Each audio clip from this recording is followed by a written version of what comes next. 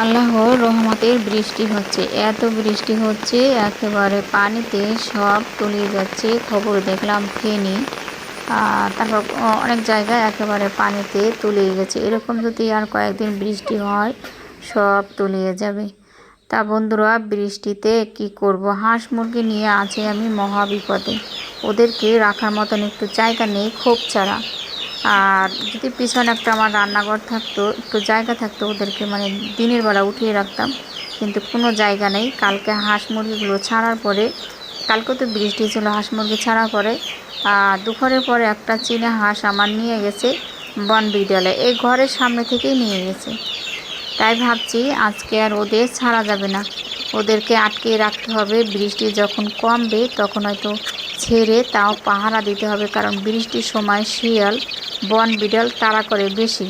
তা বন্ধুরা, ছোটো মুরগির বাচ্চাগুলো ওদেরকে আটকে রেখেছি, ওদেরকে বাইরে ছাড়বো না। আর এমনিতেই ছোটো বাচ্চাগুলো ছাড়লে ওদের ঠান্ডা লেগে যাবে, তা ওদেরকে আটকেই রাখলাম আর ওদের খাবার দিয়ে দিলাম। আর এখন হচ্ছে মুরগির খাবারগুলো দেবো। আর মুরগিগুলো তো বের হওয়ার জন্য হাঁস মুরগি সবগুলো ডাকাডাকি করে, তখন ধরো ওদেরকে ছাড়া যাবে না, যত ডাকাডাকি করুক। যাই হোক, এখন হচ্ছে মুরগির খাবার দিচ্ছি। আর এখন বেশি বাজে না বন্ধুরা, এখন হচ্ছে 7টা এরকম বাজে।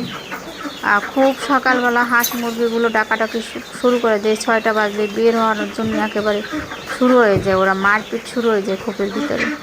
যাই হোক, এখন হচ্ছে একটু বৃষ্টি কমছে, ছিটে ছিটে আছে।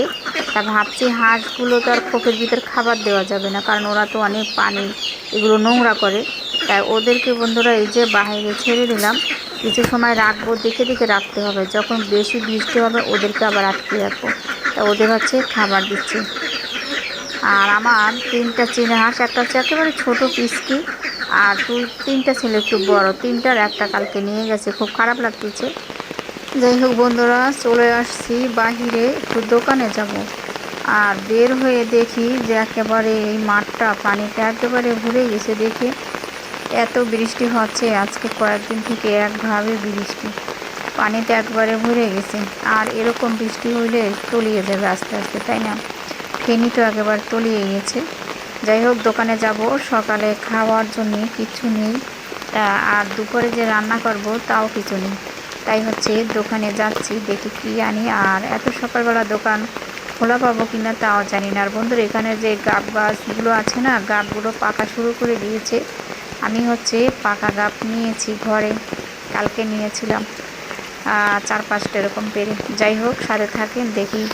এখন বাজে 7:30 বেজে গেছে, দেখে এত সকালবেলা আর এই বৃষ্টির ভিতরে দোকান খোলা আছে কিনা।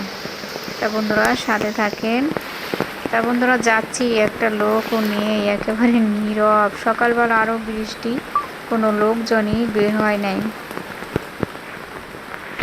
তা বন্ধুরা, এই যে দোকান থেকে হচ্ছে আলু, ডিম, জিরা শেষ হয়ে গেছে, জিরা, আলু আর হচ্ছে ডিম নিয়ে বাসায় যাচ্ছি।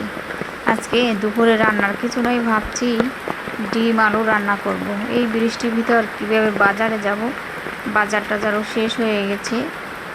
যাই হোক, সাথে থাকেন, বাসায় যেয়ে তারপর কথা বলতেছি। আসসালামু আলাইকুম, সবাই কেমন আছেন? আশা করি যে যেখান থেকে আমার ভিডিও দেখছেন সবাই ভালো আছেন। আলহামদুলিল্লাহ, আপনাদের ভালোবাসায় আল্লাহর অশেষ রহমতে আমিও ভালো আছি। তা বন্ধুরা, রান্না করার তো কিছু ছিল না আমার। দুপুরে আলু আর ডিম নিয়ে আসছিলাম দোকান থেকে।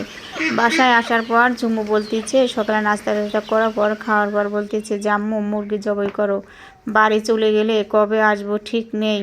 মানে আমাকে পকাচ্ছে, বাড়ি চলে গেলে কবে আসবো ঠিক নেই, তুমি মুরগি জবাই করো, মা মুরগি জবাই করো, তাই বলতেছিল। তা চিন্তা করলাম, যাই হোক, এমন করে বলতেছে জবাই করি। তা বন্ধুরা, এই যে একটা ধরে ফেললাম। চাইছিল বড় মোরগটা খাওয়ার জন্য। আসলে এত হাঁস মুরগির ভিতর, মানে এত মুরগির ভিতর শুধু আমার একটাই মোরগ, আর যত আছে সব হচ্ছে মুরগি, সেজন্য আর ওটা জবাই দিলাম না। এই ছোট এটারই জবাই করলাম। আর এই মুরগিটা শুধু পানের বরজে চলে যায়, তাই চিন্তা করছি যে ওকেই জবাই করা যাক। কারণ হচ্ছে পানের বরজে চলে গেলে তো বন বিড়ালে কখন জোরে নিয়ে যাবে টেরও পাবো না। এত বন বিড়াল, জঙ্গল দেশে চলে আসছি বন্ধুরা। যাই হোক, সবাই সাথে থাকেন। যারা এই পর্যন্ত আছেন আমার ভিডিওটি দেখছেন, এখনও লাইক দেন নাই, প্লিজ একটা লাইক দিয়ে দেন। আপনার একটা লাইকের কারণে বন্ধুরা, আপনার একটা লাইকের কারণে আরও 10 জন বন্ধুরা আমার ভিডিওটি দেখতে পাবে। তা বন্ধুরা, আপনার একটা লাইকের অনেক মূল্যবান আমার কাছে। তা বন্ধুরা, সবাই একটা লাইক দিয়ে দেবেন। আর যারা নতুন বন্ধুরা আসছেন আমার ভিডিও দেখছেন, এখনও আমার চ্যানেলটি সাবস্ক্রাইব করেননি, তা বন্ধুরা দেখে যদি আমার ভিডিও কোনো একটু ভালো লেগে থাকে, চ্যানেলটি সাবস্ক্রাইব করে আমার সাথে থাকবেন, আমাকে সাপোর্ট করবেন। তা বন্ধুরা, সবাই সাথে থাকেন। মুরগি কেটে ধুয়ে টুয়ে তারপর রান্না করতে চলে আসব। তা বন্ধুরা, চলে আসলাম রান্না করতে। তেল দিয়ে দিচ্ছি। রান্না আসলে আমরা মেয়েরা সবাই পারি কম বেশি, তাই না? তবে এক এক দিকে এক এক রকমের রান্না বান্না। আর যারা নতুন আছে তারা হয়তো একটু কম পারে, তারপরও হচ্ছে তারাও শিখে যায়। তা বন্ধুরা, এখানে গরম মশলা ভেজে পেঁয়াজ দিয়ে, পেঁয়াজটাও ভেজে নিয়ে তারপর হচ্ছে পানি দিয়ে নিচ্ছি আমি। অনেকে আছে পানি না দিয়ে মশলা দিয়ে দেয়। আসলে তেলের ভিতর মশলাটা দিলে না আমার মনে হয় যে পুড়ে যায়, সেজন্য আমি আগে হচ্ছে পানি দিয়ে দিই। পানি দিয়ে তারপর হচ্ছে এই যে আদা রসুন, তারপর হচ্ছে জিরা বাটা, ওর সাথে একটু পেঁয়াজ দিয়েছিলাম, পেঁয়াজ বাটা দিয়ে তারপর হচ্ছে বন্ধুরা এই যে হলুদ মরিচ, তারপর হচ্ছে লবণ দিয়ে মশলা হচ্ছে কষিয়ে নেব। রান্নাবান্না মেয়েরা সবাই পারে, আবারও বলতেছি, আসলে রান্নাবান্না কি দেখাবো। যাই হোক, মশলা কষিয়ে নিয়ে এর ভিতর হচ্ছে মাংস দিয়ে কষিয়ে রান্না করবো। এই তো রান্না হয়ে গেলো, তাই না? তা বন্ধুরা, সবাই সাথে থাকেন। আবারও বলছি, যারা লাইক দেন নাই প্লিজ একটা লাইক দিয়ে দেন। ভালো লাগলে আমার ভিডিওটি শেয়ার করে দিবেন।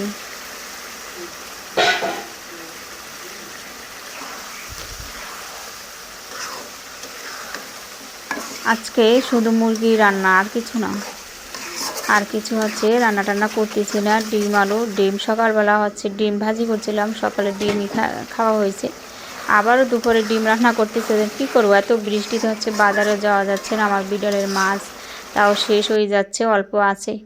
এত বৃষ্টিতে কি করব, কি করে বাজারে যাব? তারপরে দেখি একটু বৃষ্টি কমলেই বাজারে যেতে হবে। তা বন্ধুরা, সবাই ভালো থাকেন, সুস্থ থাকেন। আবার একটা ভিডিও নিয়ে, আল্লাহ হাফেজ।